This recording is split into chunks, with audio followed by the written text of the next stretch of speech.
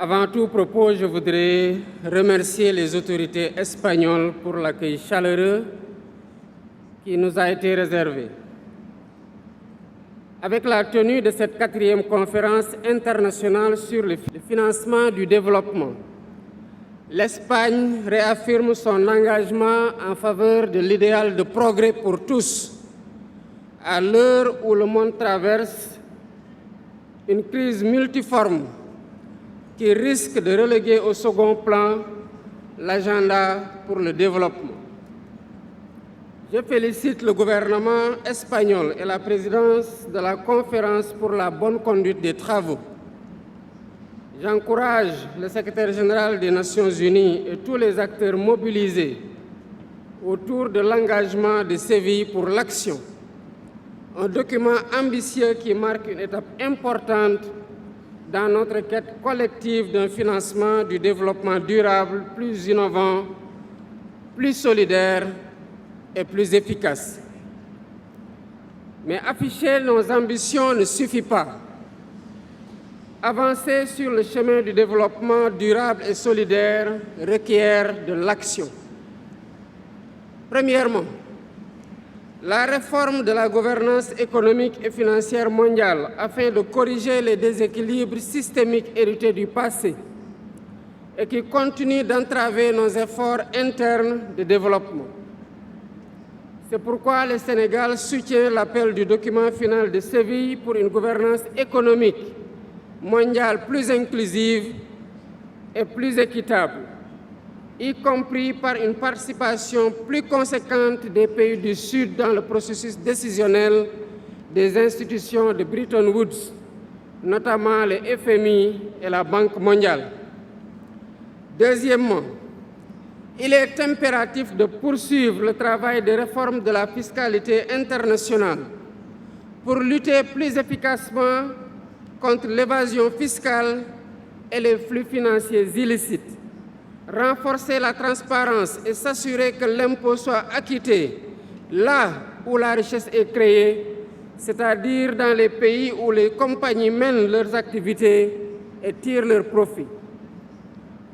À ce propos, le Sénégal soutient les négociations en cours pour une convention cadre internationale sur la coopération fiscale. Troisièmement, le traitement de la question de la dette mérite une attention particulière. Elle revêt pour nous une priorité élevée en raison de l'impact écrasant du poids de la dette sur nos économies. Le Sénégal appelle à une révision des critères de notation des agences d'évaluation, dont les méthodes et les pratiques renchérissent considérablement les conditions d'accès au crédit et de remboursement. Il nous faut convenir de mécanismes de restructuration plus justes, plus diligentes et plus prévisibles, avec des clauses de suspension automatique en cas de choc. Cette mesure prévue dans la déclaration de Séville envoie un signal positif qu'il urge de concrétiser au titre de la mobilisation des financements pour le développement. Quatrièmement, les programmes de financement doivent obéir aux besoins spécifiques des pays les plus vulnérables, notamment africains, les PME, les petits États insulaires en développement et des pays à revenus intermédiaires. Le Sénégal appuie l'appel pour le renforcement des mécanismes de financement privés à travers des instruments innovants, tout en assurant une régulation efficace pour éviter le greenwashing ou éco-blanchiment et garantir un impact réel sur les objectifs de développement durable. Les pays africains ont besoin également d'accéder à des ressources concessionnelles et mixtes conséquentes pour financer les secteurs indispensables à leur développement, y compris les droits de tirage spéciaux, dont le système d'allocation devrait être amélioré pour plus d'équité.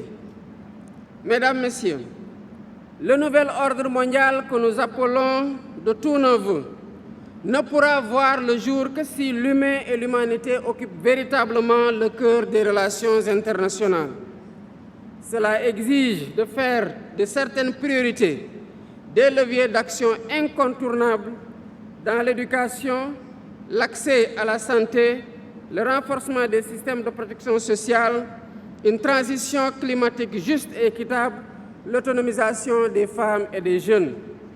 Réaliser ce projet est à notre portée si nous nous engageons à construire ensemble un modèle de financement du développement fondé sur la solidarité, l'inclusion et la résilience.